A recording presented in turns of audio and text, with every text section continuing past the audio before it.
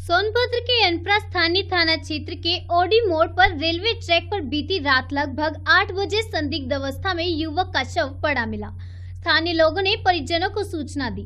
मौके पर पहुंचे परिजनों ने पुलिस को बगैर सूचना के युवक को लेकर स्थानीय परियोजना अस्पताल पहुंचे, जहां युवक को डॉक्टर ने मृत घोषित कर दिया।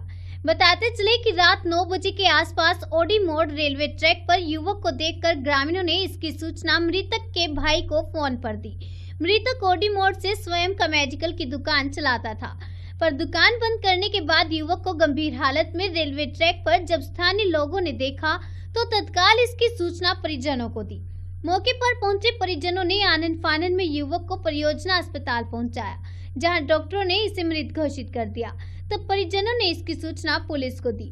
आज सुबह अनपरा पुलिस ने शव को कब्जे में लेकर पंचनामा के बाद पोस्टमार्टम के लिए भेज दिया। मृतक पत्नी के साथ ओडी मोड़ रहता है तथा मृतक की माता तथा भाई अनपरा में रहते हैं। मृतक के छोटे भाई अनुज प्रजापति का कहना है कि मेरे भाई की हत्या हुई है, चोट के निशान भी मिले हैं। इसके प्रशासनिक उच्च स्तरीय जांच कर दोषियों के प्रति कानूनी कार्रवाई की मांग की है। मनोज प्रजापति। क्या हुआ है?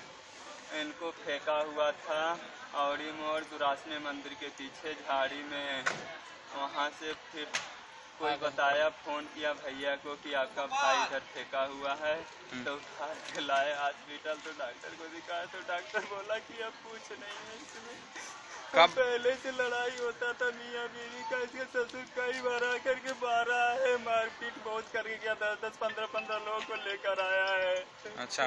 और एक बार कोर्ट में भी केस किया था, फिर इधर से भी केस किए तो साल भर तक केस चला। उसके बाद फिर बाप बेटी सब रोने लगे कि हमारी बेटी कहाँ जाएगी कहाँ जाएगी। तो दया आया तो ले आए दोबारे। कई बार फांसी लगाए तो उन लोगों की वजह से, लेकिन बच गए। अरे अर्जुन को फोन करो, पुलिस आ गया है, वो थाना में गया। फोन करो कि